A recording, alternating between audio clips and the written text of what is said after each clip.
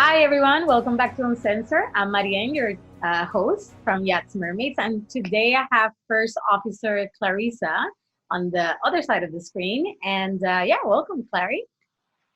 Hi, thanks for having me. It's great to see you. Yeah, I'm so excited. So I have met Clary and worked with Clary previously on other boats. So I'm very happy to have her on the show. And for today, what has come up for Clary and I, it's kind of like the mental struggles that we as crew members usually go through, and we don't really share them that often. And I think it's so beautiful the synchronicities that it is Mental Health Awareness Month. So, it goes well with the topic of the month. So, when I say mental struggles, what comes up for you, Clary? Oh, there's quite a flood of emotions. I think for me, a big thing is isolation. That's like for me, mental struggles those two kind of go hand in hand. I think it's very, very easy to feel like you're alone in it, and um, no one would get what you're going through or what you're experiencing or feeling. And yeah, it kind of feels like you're on an island, on your own little island. Yeah. So I was wondering, you talked about isolation and that you feel like nobody really, that you feel that people just won't get it. And I'm assuming it's obviously the people outside of the vessel. And I just wonder, like, if you could share some of your own experiences where you felt isolated and how you handle it, and or maybe any other thing that may come up for you. Sure. I think a big thing for me, what was a big trigger was obviously being on boats and working on boats. They can be really long contracts. For me, I've worked on many permanent vessels where, it would be sometimes 12 months before I saw family or friends. And in that period of time, there would obviously be special events or birthdays or anniversaries, Christmases, etc., that you would miss. And I think that, that can be really tough for a lot of people, especially for holidays. There's a big feeling of family and community around that. And absolutely being on boats, you get exposed to phenomenal people, all different kind of colorful backgrounds. And I think it's amazing industry for that, and that reason alone. These are people that you wouldn't necessarily have met any other way. But with that said, you don't also get to pick who you're with, and sometimes you can feel like you're on a different wavelength to people. Maybe they don't, necessarily feel the same. Some people put on this bravado that they don't really miss land-based life. And I know, especially for me, I felt quite, I didn't feel like I could talk about things that I felt I was missing out on without sounding ungrateful for the life that I was living at the moment. It's kind of like a catch-22. The fact that you were feeling isolated within the crew. Yes. Not just the fact that you were just like in a place far away, small crew quarters, is actually isolation within the environment inside the crew. That's interesting. Yeah. I mean, it's not always been like that for me. There's been, I've been thrown together with people who've, like I've really, really connected with on a deep level, and I felt like I could really pour out my heart to them, and vice versa, but it's not always like that. Like I say, you don't get to pick who you are thrown with, and while everyone in their own right is absolutely amazing and there's something to be learned from everyone, sometimes you don't have that deeper connection. I think especially as humans, we crave that connection with people, and it's tough to do it on the phone and to have, those conversations with people who aren't physically with you, because there's some magic in physically sitting down with someone and connecting, and looking into their eyes and sharing intimate, feelings with them. Yeah. So if you could share a specific uh, moment, struggle, where you felt isolated within a crew environment, and how were you able to overcome that? Okay. So for me, my mental struggle showed up in a, a, a, a lot of physical ways. I became fanatical about the way that I looked and my physical appearance. So I was channeling all of my energy into working out. And then if it wasn't that, I was like heavily restricting what I ate or fixating about my diet. Um, Instead of focusing on the emotions and the feelings that I was dealing with inside, I was channeling them into physical things and placing a lot of importance on how I looked to the world. And yeah, I guess for me, the way that I tried to make peace with what I was going through and try to pick healthy channels, ways to direct that energy was I sat down and made a list of non-negotiables. I think that's like a very, it's a very personal thing. What works for one person is not the same as the other. But when I really figured out the things that I needed to do daily to help me show up as my best self, um, and I place less importance on what time of day I did it, because being on a boat, that presents challenges in itself. Things are always changing and evolving, and you've kind of got to be on your toes. But the importance was placed more on the physical aspect of doing these things. So if it was, for me, starting my day with quiet time and a cup of tea and just like really grounding, that for me really set my day off. Taking some mindful deep breaths and just having that quiet introspection. It also gave me the time to really like tune in what was going in my head and how I was feeling.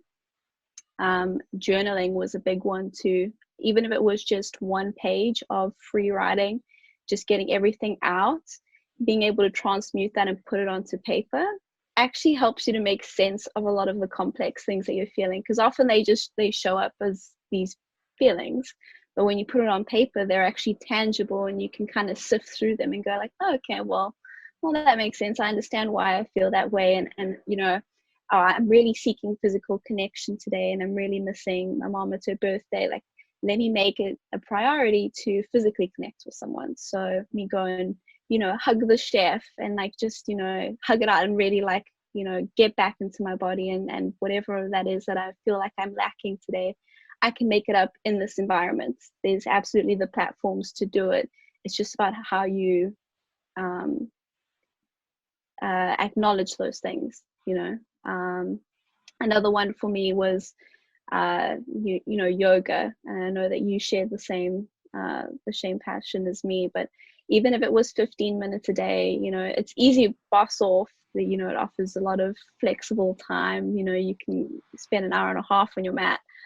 But even if it was the end of my shift, 15 minutes, we're on anchor, I've worked like a 17-hour day, just going and, even if it's just sitting in child's pose, like those three things were key in helping me to face the struggles that I was facing or feeling internally, and to help to channel them. And I mean, they were huge aids in helping me to feel less alone in my struggles. Another one, which is not a non-negotiable, but just finding someone to talk to is a big one. For me, like chatting to someone on board was pretty tricky, because I think you also feel like you work with these people, and if you there's kind of like an unspoken line, but if you start talking about like your personal life and your struggles and how does that translate to your professional life too, and like, are they gonna like check you into a mental institute? There's kind of like a fine line. but yeah, I think that was a big one for me when I found someone that I could really talk to and connect with without judgment. um, it's funny how you find people are often facing the same things and feeling the same way as you, but they're maybe also in the same predicament where they don't want to be vocal about it because they fear judgment.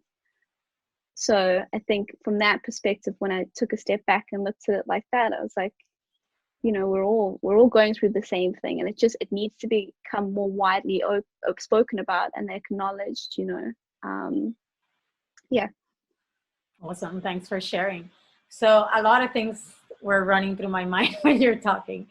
So I'm going to try to come back to all of them. Okay. And, so one thing that came up for me was, I was wondering, I understood that the first thing that you realized was that you became aware of, how the emotions that you were feeling were being channeled in a not so beneficial portal, gateway.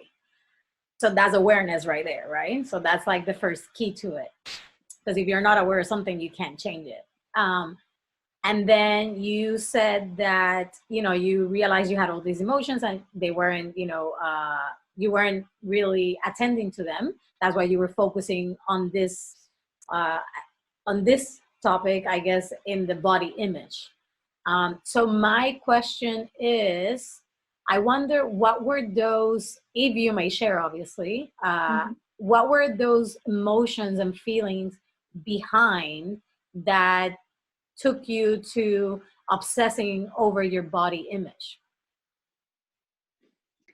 Okay. Well, this is quite a broad one for me. I think there's it's multifaceted, what contributed to it. As you know, the industry in itself, I mean, it does place a significant amount of importance on, the physicalities and the way you present yourself. So I think that in itself put a lot of pressure on my shoulders.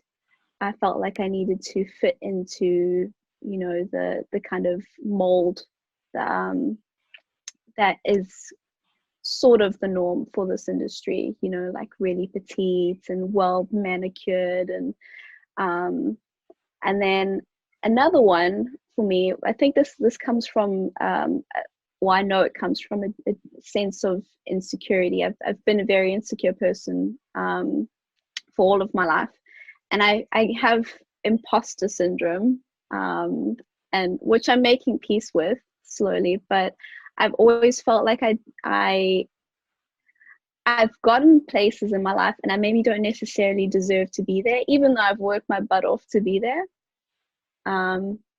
So yeah, I constantly feel like I'm trying to make up for my shortfalls, even though I'm like, we're all absolutely perfect as we are.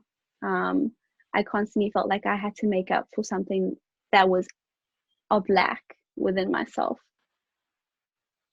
Okay, so I'm basically wondering, you talked about that you felt a lot of pressure with the physical side of things, the appearance, the body image, through, what yachting girls should look like. So my question is, where does this belief system of what a girl in yachting should look like actually was installed from on your side? Was it magazines you saw and you thought, okay, that's what I should look like? Was it, on the internet? Was it somebody or many people talking about the fact that this is how girls should look like, or this is what the industry expects of you? Or was it actually the fact that maybe you were on an interview and the first thing they said, what's your hair color? What's your size? I just wonder, like, what's, the background in that? Because everybody has a different, Oh yeah. It's a couple of those things actually. I think it even dates back to when I did my courses 6 years ago, and the importance that was placed and emphasized back then. Before I'd even joined the industry, there was this immense pressure to look and act a certain way and to be a certain size. I think it kind of backdates to then, and then carries forward to, yes, interviews that I've been on and even jobs I've been hired for, where I've had comments from, agents like, oh, they're actually looking for someone, a size below that, or or, you know, being on a boat and having the captain say, you know, if you go over a size 8, and then, I mean, even to present day where there's banter in the crew mess, or, you know, in the deck department especially, like there's a lot of, you know, things that get said, and although they get said harmlessly and it's all banter, obviously for someone who is, you know, insecure in themselves and already has these things that have been deep seated and planted along the way, it can become a trigger for them.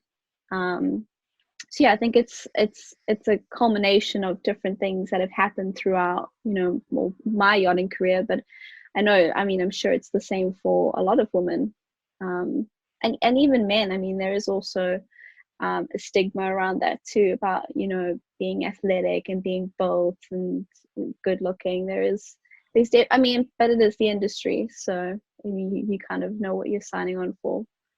Can you remind me what were the triggers behind, you know, when you were like focusing on your body? For me, it was loneliness. I mean, I really, really missed family and friends, and as well as my partner who worked on a different boat on the other side of the world. That was a big trigger. And then I guess imposter syndrome, which was I didn't feel really good enough to be in the role that I was in, especially in a position of power. I felt, yeah, it was. I didn't feel like I could instruct people and lead people. Yeah, I guess those were the triggers for me. So I felt like I had to make up for those shortfalls by looking aesthetically pleasing. Right. Yeah. Go figure. No, so that's interesting, you know, because everybody obviously channels it differently. And, you know, we have done a Yeah. lot, not a lot, but a few episodes on body image, and because it's something that keeps coming up. And obviously something that most of the people are struggling with, but not really sharing, you know, like eating disorders and all this stuff. And I wonder, you know, was it just, you know, when you decided unconsciously, probably, I'm going to choose to just, you know, focus on my physical image, was it because was something that you could control? Oh yes. Yeah. Yes. And did you 100%. actually in the past had issues, or yeah, let's call them issues, through body image? And that is something that it obviously gets, you know, triggered Triggered. very quickly, and then that's the first door you take, to say the least. Yeah. Absolutely. Yeah, 100%. I mean, It goes beyond before yachting. yeah. Yeah. I think, I mean, especially this day and age, I mean, we're bombarded with these images of and these expectations of these perfect, you know, women. So I think even from a young age, that was already embedded in me, and I think you constantly have struggles, and I know friends of mine who also struggle with body issues. So yeah, for me, it has been a common trigger that has come up in my life whenever things just feel like they are really out of control and my anxiety levels are like through the roof. I feel like that is the one thing that I can really hone in and focus in on, and yeah, it does give me a sense of control when everything feels like it's off And the then tilt.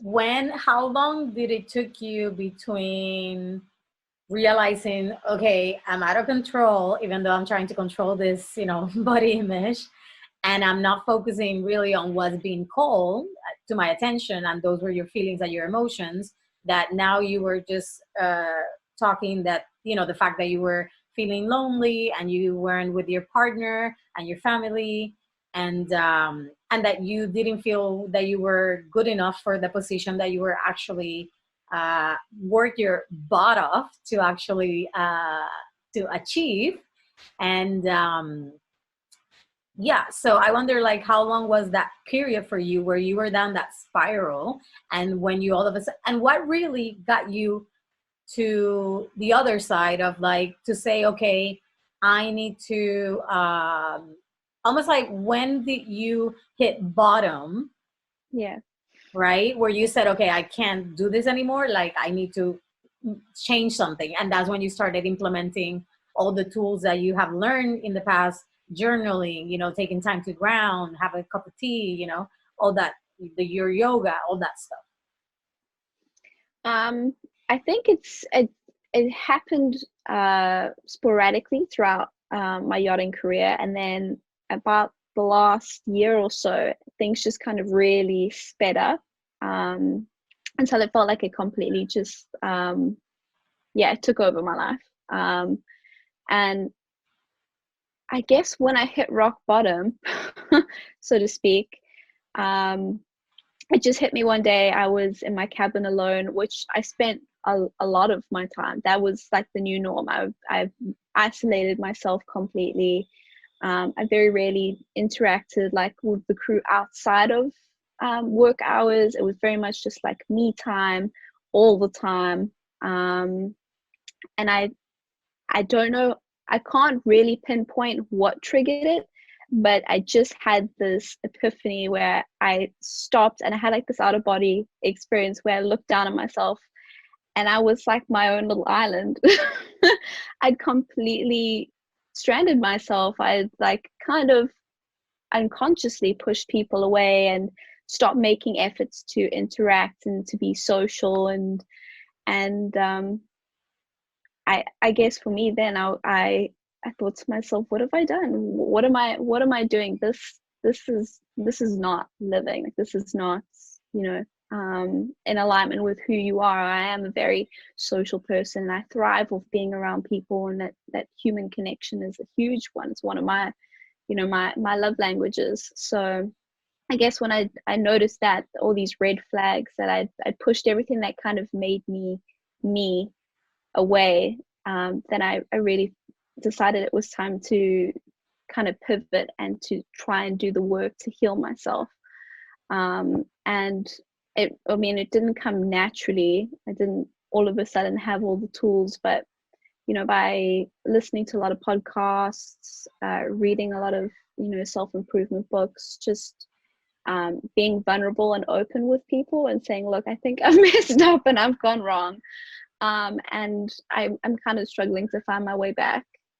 Just being, raw with people, just helped me to gain perspective from the outside, because often you're looking at something from one viewpoint, and when you speak to people, it opens up a multifaceted way to look at things, and also in some ways it helped to heal some of my insecurities, to be told like you are seen and you are loved and you are enough, and I don't seek praise. That's a big one for me. I don't look for praise or validation, and I kind of shun it when people give it to me. I kind of brush it off, and but everyone needs it, obviously in moderation, but you do need it to feel seen and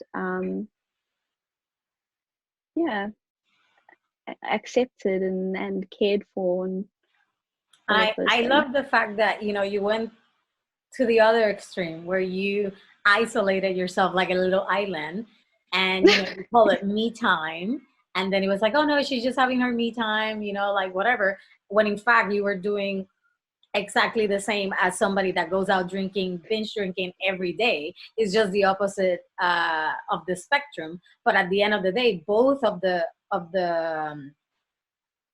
it is actually the same thing, where people are just avoiding what's coming up for them.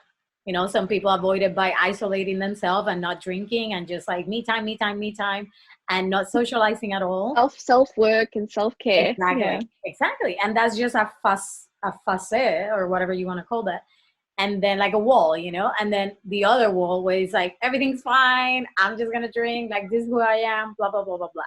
So it's really important for people to understand, like just because somebody is physically taking care of themselves and, you know, eating healthy and having a lot of me time, that doesn't mean they're okay. They could be in a very vulnerable position where they do need help.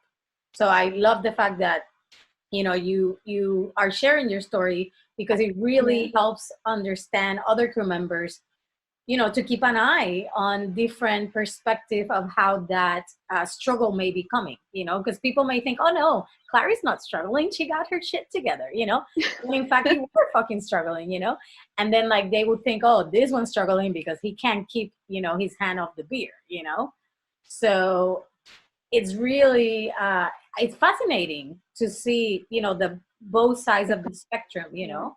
And I don't think anybody has ever really shared with me, you know, your, you know, your perspective, you know, and how you went through like this complete opposite of like, yeah, I'm gonna do me, do me, do me, and in fact it was, you know, just really pushing away from what was actually coming up.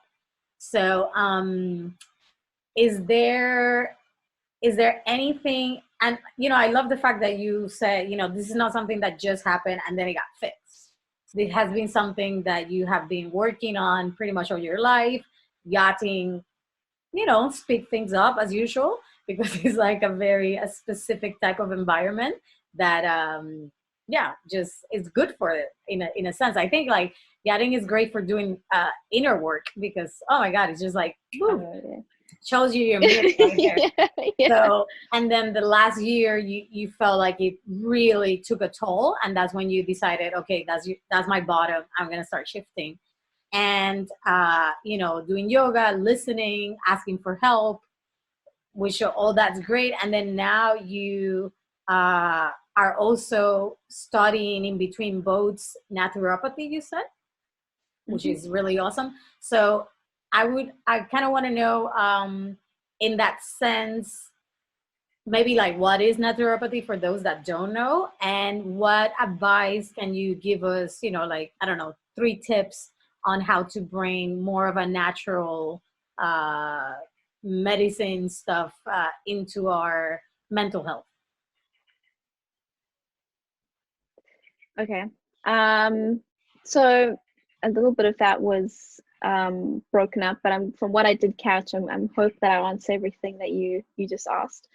Um, so from a natural perspective, how to bring that in to help um, with mental health, I'd say there's a variety of different things. I mean, you can go as deep as even into what we eat, you know, diet, and you know, the role of food and how that affects our emotions and our, you know, our hormonal balances. I mean, even that has a role to play.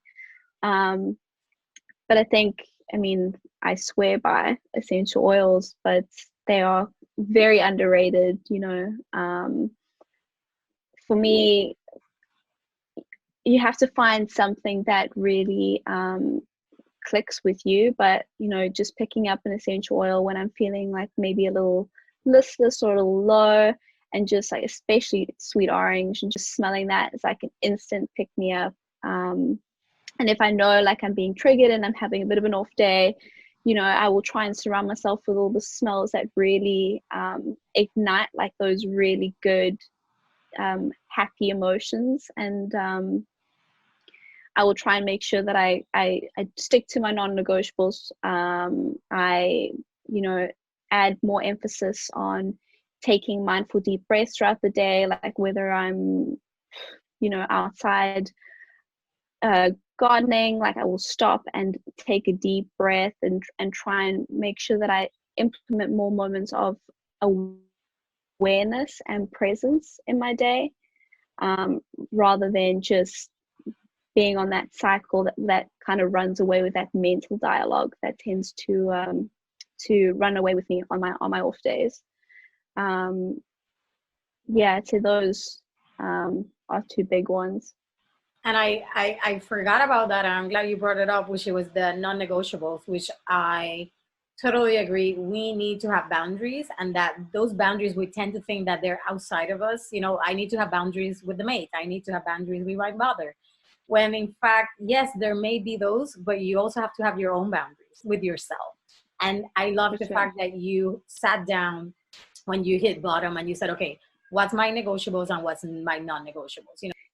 For me, like a negotiable would be just to, yeah, just to like be gentle on myself, to allow like that leeway to be gentle. And if I just want to sit in child's pose that day, that's totally okay.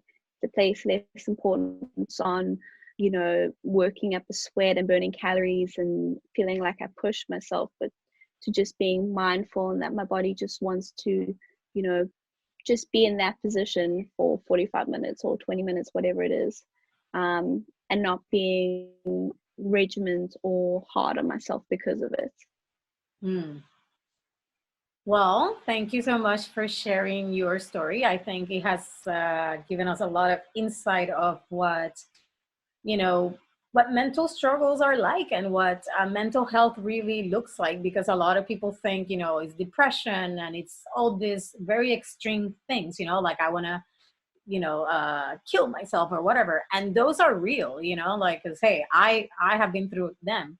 But there's also very, um, so many other ways that is presented that we just brush it off because we think, oh no, that's just life, you know? And of course it is life, but it doesn't mean that it is not part of somebody going through a mental health issue, you know? And I think because it's so, you know, underrated, if that's even the correct word to use, we just don't become aware of it, even ourselves, you know, within ourselves. So, you know, I think what I take from this episode is to really catch yourself and become aware of where are you being extreme with yourself, you know, whether that be on the positive healthy side of things or on the unhealthy side of things that we perceive as unhealthy, you know, or that we perceive as healthy. Just really extremes, like where is, because when there's no balance, there's something off. And that should be the, like the key to understanding, okay, maybe there is something going on here that I may not be really paying attention to. So the question is, you know, where are you not in balance? Where are you playing extremes in your life? And then from there, obviously, awareness comes, like you happen to, you know, and then, you know, all the other good stuff happens. And I think you share very simple tools, you know, listening to podcasts, asking for help, grounding yourself, doing yoga or whatever it is that brings you back into your body, you know, because we're constantly in the mind. So coming back to the body, that's where we're grounded. So yeah, so thank you so much. And is there anything else you want to share before we wrap it up? Oh, sorry, I just missed all of that. Don't worry. All I heard was wrap it up. Yeah, you'll hear it soon. Basically, I'm praising you, so take it. Oh, thank you. Thank you. I think you summed it up perfectly. You know, that the takeaway from this is that, you know, we put depression and anxiety and all of these things in different boxes, and we think they look certain ways, but they really manifest in all sorts of different ways. And I think a good way to tackle that with regards to people around you is to just exercise compassion. You know, you don't know what people are going through, and just in the way that you talk to them and interact with them, you don't, you know, to acknowledge that they could be facing something that they're not being vocal about. And then the same with yourself, to be compassionate with yourself, because you can go to the extreme of, you know, putting too much pressure on yourself to achieve these goals and to be certain things. And then awareness, you know, and that's just being mindful of what's present and what comes up for you, instead of trying to steer away from them and channel that into maybe healthy or unhealthy ways. So yeah, I think you summed it up perfectly. Thank you. So guys, remember, if you do need help and you don't feel like you can talk to your crew members, you can always go to the yachtsmermaids.com directory, the support directory, and you will find people who are actually part of the yachting industry who are helping other crew members like you go through this, you know, journey that we're all in, really, which is just finding ourselves and understanding ourselves just a little bit more. And so yeah, you're not on this alone, and you can always reach out to me. You can reach out to any of the people in the directory, and of course you can reach out to your family, friends, and crew members, you know, so if you feel, you know, that you can be supported, obviously. So thank you so much, and yeah, hopefully I have you again on the show. Thank you for having me. It's been so lovely to catch up with you. Bye, guys. Until next time. And yeah, I'm Marianne, your host for Uncensored, a Yachting International radio show.